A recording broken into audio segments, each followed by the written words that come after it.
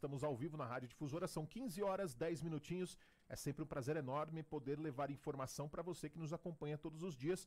E todos os dias, você bem sabe, a gente tem sempre entrevista na faixa das 14 horas e também na faixa das 15 horas. E sempre trazendo pessoas que são da nossa sociedade, pessoas que têm muito a acrescentar e que, de uma forma ou de outra, também contribuem para mudar os rumos da nossa sociedade. E a boa política é isso. O vereador Douglas Medeiros está aqui com a gente, ele vai concordar comigo. A boa política é aquela que transforma para o bem a vida do cidadão. Douglas, muito obrigado pela sua vinda aqui, ok? Muito obrigado pela oportunidade, quero aqui parabenizar pelo trabalho que vocês estão realizando. E como você disse, a própria palavra política é sinônimo de bem comum. Quando a gente constrói com a participação de todos, para o bem de todos. É isso que é o propósito nosso e por isso que nós estamos empenhados nessa transformação na sociedade. Muito bem. Aqui do meu lado, a Mariana Meira, apresentadora também do 360, e a nossa setorista de política. Como que ela entende tudo de política? Vou deixar ela começar, então, as perguntas. Mariana, por favor. Sou uma aprendiz também, né? Mas obrigada, Rafael. Boa tarde, vereador, seja bem-vindo. A gente que sempre começa situando o nosso público ouvinte, nosso público web espectador também com quem que a gente está conversando. O senhor está no segundo mandato na Câmara de Jundiaí. Queria que a gente começasse com um breve histórico aí dessa passagem pela política. Como é que tem sido a experiência na Câmara? Tem sido muito boa. Na verdade, eu fui surpreendido em 2011 de um grupo de pessoas que estavam estudando o cenário local e que sempre apoiavam pessoas que tinham um posicionamento contrário àquilo que eles acreditavam. E a gente resolveu se unir e apoiar uma pessoa que pudesse fazer um trabalho de uma campanha onde de fato estivesse pautado no bem comum, na construção e na participação das pessoas como voluntários, né? Que muitas vezes acontece o trabalho dentro da política, não vou apoiar você porque você vai me dar algo, né? Ou porque eu vou te comprar, ou vou pagar, ou vou te arrumar emprego. E aqui nós mudamos essa lógica para apoiar alguém que fosse defender de fato o bem comum e vivesse a política na sua essência, naquilo que é a proposta mesmo da política, que é essa construção do bem comum. E aí eu saí candidato em 2012, com o apoio desse grupo, né? Não fui eleito, fui candidato a primeira vez pelo PV, não fui eleito, tive 960 votos, mas com essa proposta de unir as pessoas boas em um trabalho que pudesse fortalecer também a família, que é a principal instituição da nossa sociedade, que a família estando bem, como consequência também nós vamos colher frutos bons dentro da sociedade. E aí, novamente, eu fui indicado por esse grupo para dar continuidade, e aí fui eleito, né, fui eleito pelo PP, o primeiro mandato, e as eleições de 2017, iniciamos o trabalho em 2018, com esse propósito desta construção, unindo pessoas boas, ampliando a visão do diálogo com as pessoas, tentando desmistificar o quanto é importante cada um assumir esse protagonismo. Porque o que muitas vezes eu ouvi, não sei se é uma realidade também que vocês já ouviram, olha, política é coisa suja. E quem se envolve com política também é sujo. Então as pessoas boas foram se afastando da política. Esse preconceito, Esse né? preconceito. Agora, isso aconteceu, Rafael, por quê? Experiências negativas que as pessoas tiveram também. Porque ou buscaram favor, ou pediram errado, e isso veio se confirmar depois do meu primeiro mandato.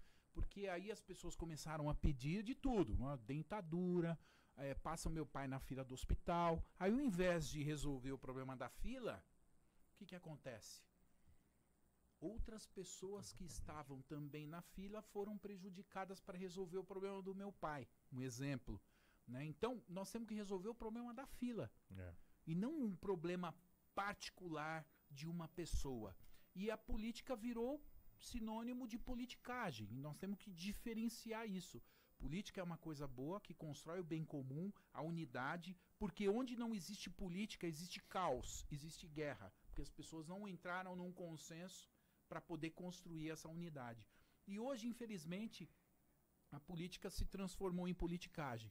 Aí eu percorri esse primeiro mandato já estabelecendo as minhas bandeiras, né? A família prioritariamente, né? Eu trabalhei também a questão da inclusão, da acessibilidade, também foi muito forte, né? E a questão da educação e a segurança. Foram os 4 pilares principais que eu atuei politicamente com projetos ou até mesmo pude contribuir com pontes para também que benefícios como emendas parlamentares pudessem vir para o nosso município, como benfeitorias para o Hospital São Vicente também, quase R$500 mil, que por intermédio da minha interlocução com o deputado Henrico Mizazzi, Reinaldo Augusto de São Paulo, a gente conseguiu construir.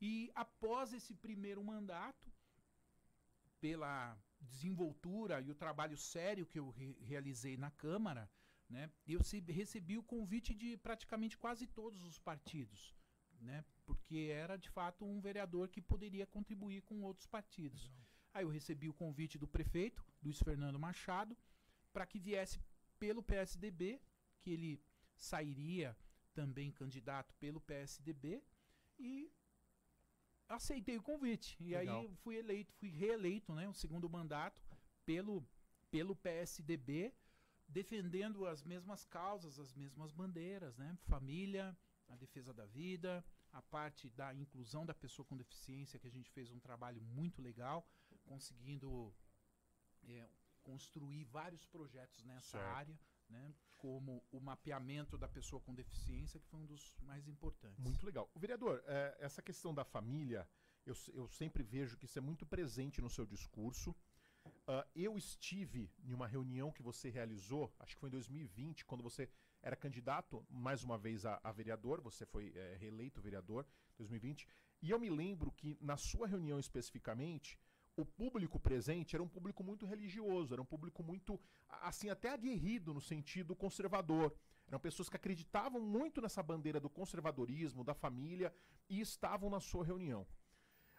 E eu percebo, não estou dizendo que isso saiu de você, esse discurso, mas eu vejo que não só em Jundiaí, mas no Brasil em geral, nos últimos anos, a bandeira conservadora cresceu muito. Nós elegemos, inclusive, presidente com uma bandeira muito conservadora à direita.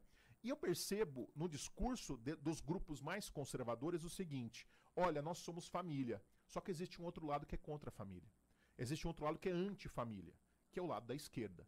Você, Douglas Medeiros, você acredita nessa disputa entre os pró-família e os anti-família? Como que você vê isso hoje no Brasil?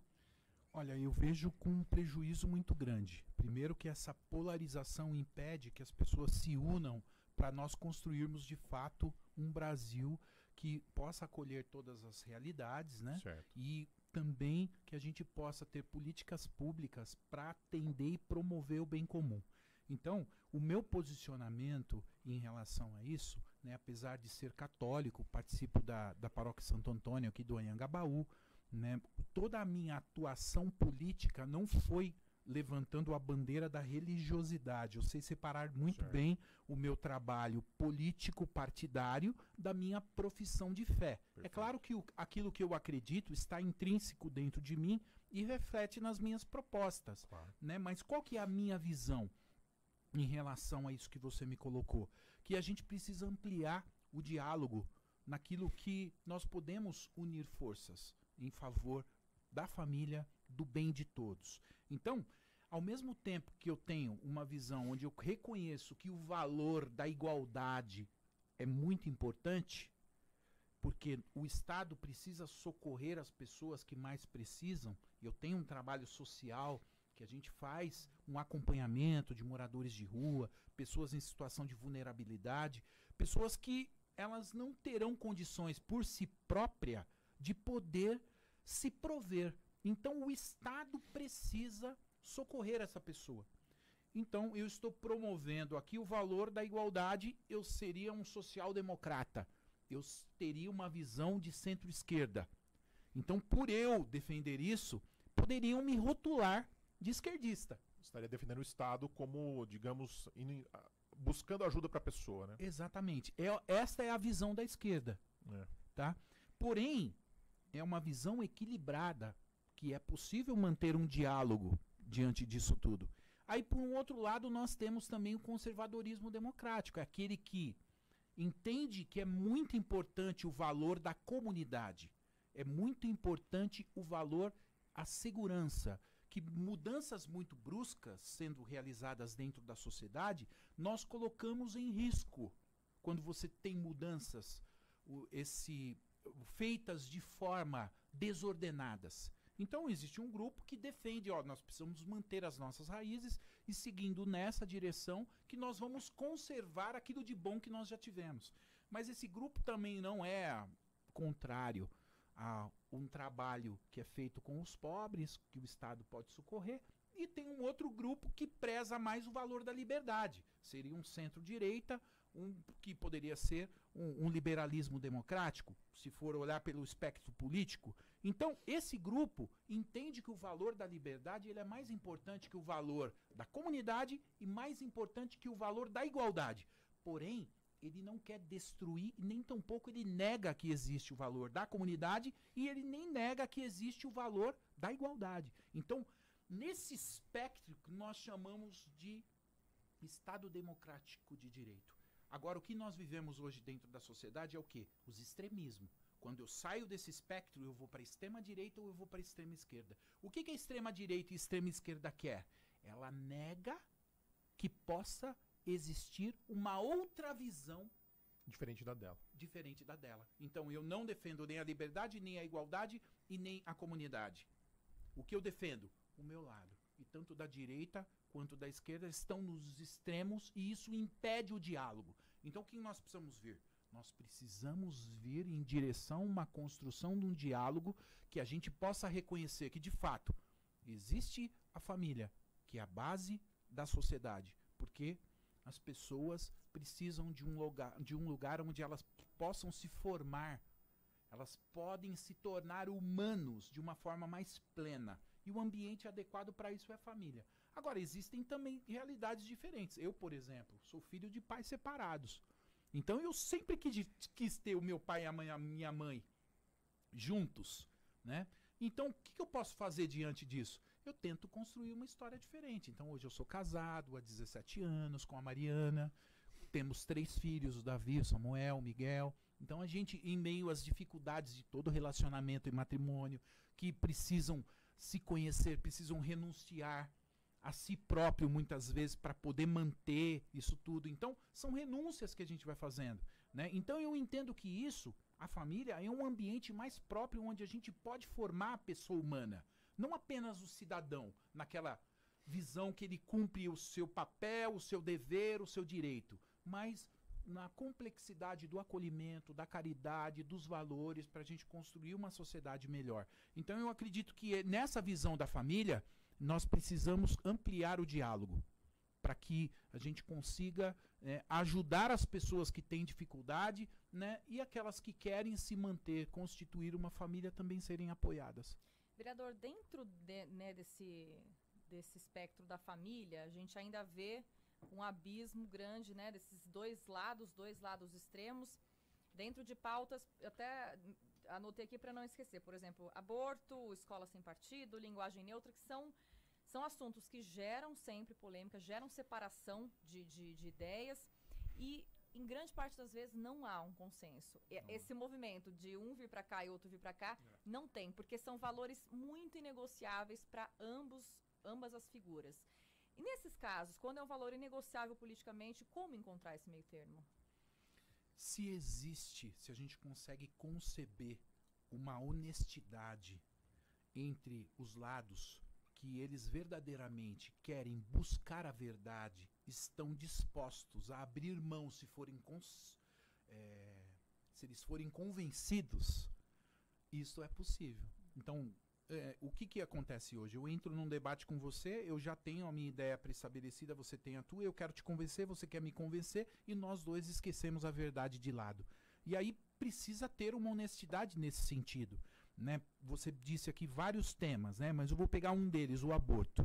Então, a nossa Constituição, as leis, o ordenamento jurídico concebido do Brasil, nós entendemos que dentro das nossas leis o aborto é crime. Existe aqui alguns casos que a lei não pune, né, que nós sabemos de todo um trabalho. Agora, o que a ciência diz disso? Existe vida humana a partir da fecundação, a partir da concepção? e depois essa vida vai se desenvolvendo dentro do organismo da mulher, né? Hoje a gente tem projetos, por exemplo, para que o aborto seja realizado até a 12ª semana de gestação. Então, aquela verdade que existe a vida humana lá, ela é desconsiderada apenas por eu levantar uma bandeira que é direito da mulher sobre o próprio corpo, entendeu? Então, são pontos que nós precisamos olhar aqui com uma visão mais ampla, nessa busca da verdade, buscar fundamentação científica, né, buscar experiências de vida, buscar contrapontos para verificar se aquela sua afirmação ela é mais coerente e se de fato aquilo promove o bem mesmo, a dignidade da pessoa humana, ou aquilo destrói a pessoa humana. Ah, mas porque eu quero, porque é gostoso, porque é problema meu. Mas está te edificando ou está te destruindo? Ah, não interessa, o problema é meu. Não, eu preciso ter um parâmetro para as minhas ações, uma coerência daquilo que eu acredito, a direção que eu estou caminhando. Então, é um exemplo onde nós queremos buscar o diálogo, mas desde que a pessoa queira, fundamentalmente. Me prove que a vida humana não existe para que eu seja favorável ao aborto. Me prove isso. Argumentos, não só ataques, né, vereador? Exatamente. Então, a gente quer construir isso tudo, porque o que ocorre muitas vezes hoje é um rótulo. Então, né, esse vereador que se diz que é da família, então é esse cara que é o medieval na Câmara, que é isso. Já ouvi de tudo. Então, as pessoas nunca vieram para dialogar, construir, né? É lógico que, como você disse, existem pautas que são...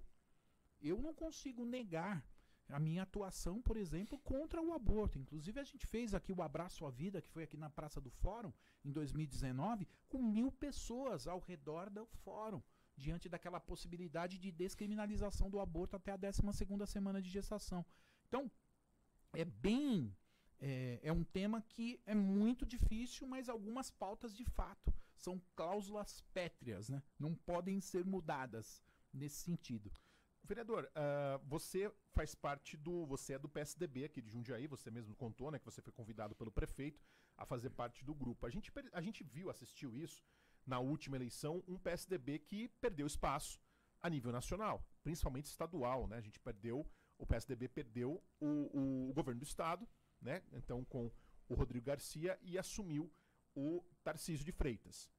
E a gente percebe que também a nível nacional o PSDB sofreu alguns reveses nos últimos anos, que perdeu musculatura. A nível local, a gente percebe a intenção de alguns políticos do PSDB de migrarem. Apesar de não confirmarem, eles veem a possibilidade, como o próprio Falastar nos confirmou aqui nesse programa. No seu caso, você tem interesse de deixar o PSDB? Houve convite de outros partidos? Como você vê seu futuro político? Olha, é muito importante isso que você disse, Rafael. Até eu gostaria de aproveitar a oportunidade para também emitir a minha opinião, né? O PSDB, em nível nacional, sempre teve uma grande expressão, tanto é que nós tivemos presidente da República, então tem toda uma envergadura de proposta política que entra mais no espectro centro-esquerda, que é a social-democracia, né? E que hoje, partidariamente dizendo, os partidos funcionam como bandeiras, não como bandeiras, com um posicionamento para que a pessoa possa ser candidato. Muitas vezes você não adere à ideologia partidária, mas naquela cidade tem tal partido XYZ, você vai precisar se posicionar se você quiser ser candidato, tá? Então, dentro do aspecto nacional, o PSDB teve uma envergadura com o maior partido do Brasil. Dentro do estado de São Paulo, também praticamente a história do PSDB se deu dentro do estado de São Paulo, com grandes nomes, né, que sempre estiveram no governo dentro do estado de São Paulo. E a história se repete em Jundiaí. Então o partido, o grupo, as pessoas que fizeram parte do PSDB em Jundiaí sempre tiveram muita competência, porque hoje Jundiaí tem os índices de desenvolvimento econômico, uma das melhores cidades para se viver, os índices da assistência social, de educação, graças ao trabalho que foi feito a médio e longo prazo. Você não consegue acertar uma cidade em um mandato. Então é um trabalho de continuidade. Então, dentro do cenário local, as pessoas que compuseram o PSDB. Porque se esse grupo migra para um outro partido, continua sendo as mesmas pessoas. Você fala de outra sigla, mas são as mesmas pessoas. Então, o grupo que sempre esteve à frente em Jundiaí, que compõe o PSDB na atual administração do Luiz Fernando, sempre um grupo que sempre teve competência com Miguel Haddad. Nós vemos o desenvolvimento da cidade de Jundiaí de uma forma muito positiva nesse sentido. Então, é diferente. Agora, com esta polarização e as medidas que foram tomadas na pandemia, por exemplo, né, nós tivemos o caso do governador João Dória. Então, ele foi muito mal avaliado, tanto é que ele não ganhou as prévias do próprio PSDB para concorrer à presidência. Então, esse desgaste que aconteceu devido ao posicionamento do governador, esse desgaste desgastou também a imagem do PSDB. Foi natural, todo mundo está vendo isso. Não estou falando mal ou bem, eu estou dando a minha opinião de análise daquilo que aconteceu. E esse desgaste reflete para a bandeira partidária, porque hoje, como as pessoas muitas vezes não têm a oportunidade de conhecer como funciona um partido, como que as coisas acontecem, acabam rotulando. Não, então você é do PSDB, então eu não voto. Então você vai ganhar resistência muitas vezes de um partido. Como tem pessoas que falam, não, você é do PT, então eu não voto. Ou você é do PSOL, eu não voto. Ou você é do PL, eu não voto. Então criou-se no imaginário também essa questão de linkar aquilo que é único, individual, a pessoa própria, a uma coleção de visões que um partido tem. E hoje os partidos, eles possuem dentro de todos os partidos pessoas que têm uma visão que priorizam a liberdade, outros priorizam a igualdade, outros priorizam a comunidade, e todos estão dentro do mesmo partido. Então, hoje nós não temos uma fidelidade partidária ideológica. A pessoa não vai para esse partido porque eu acredito que a igualdade e a social-democracia é o melhor, porque eu acredito que a liberdade é o melhor. Não, a acomodação partidária se dá num nível mais prático. Qual partido que eu vou ter chance de se eleger e tudo mais, e fica naquele discurso partidário, mas na verdade ele não defende, porque os partidos hoje estão enfraquecidos, né, nesse sentido de defender os seus posicionamentos e trazer de fato aquilo que é o mais importante. Então, o que eu vejo? O PSDB em Jundiaí também está fazendo essa análise.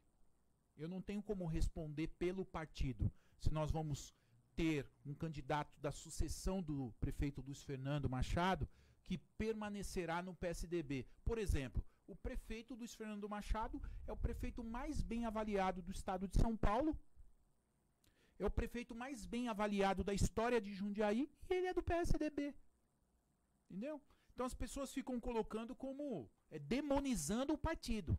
É claro que tem todo esse desgaste daquilo que nós já avaliamos, mas eu considero um partido que tem uma história no Brasil. E não é defender, poxa, então você é do PSDB, está defendendo o Dória. Não, não é isso, gente. Eu estou fazendo uma análise nesse sentido. Também a população de Jundiaí ela é pragmática, né, vereador? Se está dando resultado, ela apoia. Ela não é um partido, continue, né? Eu acho, né? Quando a gente vem a nível local, eu acho que as pautas não são tão ideológicas assim, né? Quando a gente vê a nível local, a pessoa quer o quê? Ela quer a vaga na creche, ela quer o remédio funcionando bem na sua UBS. Eu acho que aí, se tudo está girando bem, ela vota para ficar. É mais ou menos por aí que eu acho que o jundiaense avalia as coisas. Exato. Eu penso. Eu tenho mais ou menos uma... Mas eu não tive nenhum posicionamento do partido ainda. Quais serão as diretrizes que o partido vai ter candidato, se vai ter candidatura ou não, né? Vários partidos já entraram em contato comigo porque tem interesse também para que eu vá, né? Eu não vou abrir aqui porque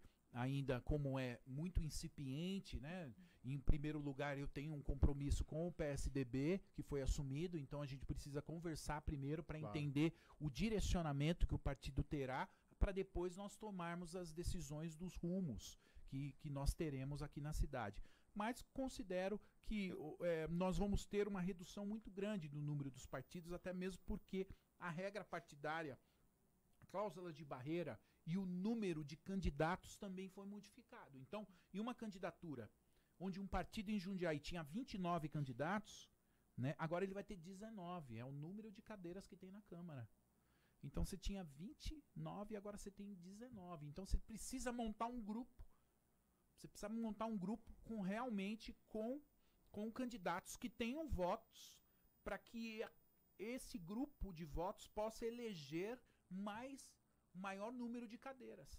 Aí é um outro problema que a gente entra, que é o próprio sistema eleitoral. Olha, eu convido você a estar no PSDB junto comigo. Eu torço para você ter voto, mas você não pode ter mais do que eu, porque senão você entra e eu não entro. Vocês estão disputando entre si também, de certa forma. Exatamente. Então, para você ver como o sistema eleitoral, ele é irracional. Você traz as pessoas para o seu lado e você tem que torcer para ela não ir tão bem quanto você. Nossa. Né? Como a gente vê a própria proposta do voto distrital, porque hoje um candidato a deputado, tanto estadual quanto federal, ele precisa percorrer mais de 600 cidades no estado de São Paulo para fazer uma campanha, tá?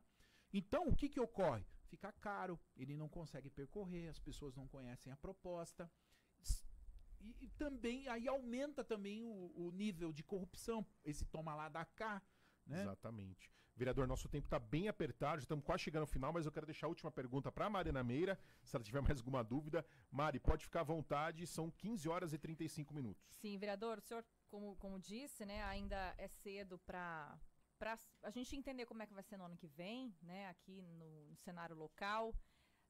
Mas muito do que a gente tem ouvido aqui nos estúdios é a carência de representantes na LESP, numa cadeira federal. É o seu desejo enquanto político ou por enquanto o foco é Jundiaí? Por enquanto o foco é Jundiaí.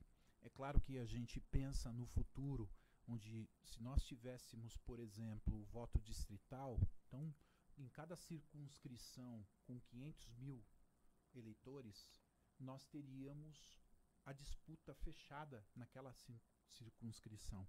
E aí eu acho que teria a condição de disputar em uma candidatura que fosse leal, que nós pudéssemos discutir propostas para a região. Praticamente só Jundiaí já seria um deputado, porque Jundiaí já tem 420 mil pessoas, né? Não eleitores, mas hoje, pensando no futuro, a médio e longo prazo, eu não descarto essa possibilidade, existe essa possibilidade, até mesmo porque, né, estamos tendo resultado com o trabalho municipal e eu acredito que poderia sim contribuir tanto na LESP quanto no Congresso Nacional, até mesmo uma amplitude maior de espaço aqui dentro da própria cidade, com uma candidatura a prefeito, não para agora, é claro, mas verificando o futuro e as possibilidades, os players, as propostas, as pessoas que estão aí, as propostas que existem hoje, assim, eu não me sinto desqualificado para competir com nenhuma dessas pessoas que estão, né, disponíveis aí hoje para a candidatura. Mas continuo, né, à disposição da comunidade para desenvolver um bom trabalho, né, porque eu acredito mesmo que cada um de nós podemos fazer essa diferença. Por isso que eu incentivo a participação nos conselhos municipais, as pessoas têm que se engajar, precisam participar, porque senão eu fico só reclamando. As pessoas só reclamam, mas não são dispostas a fazer nada para mudar a realidade. Então eu convido você que está em casa nos ouvindo, faça parte da solução. Faça parte da solução. Venha trazer também sugestões, propostas. Nós estamos abertos e quero convidar você a acessar o meu site douglasmedeiros.com.br. Eu fiz uma pesquisa, Rafael. Eu sou o vereador que tem o site mais completo do estado de São Paulo. Legal. Tem todos os meus projetos, moções e ações desde 2017, quando eu assumi na Câmara. Tá tudo lá.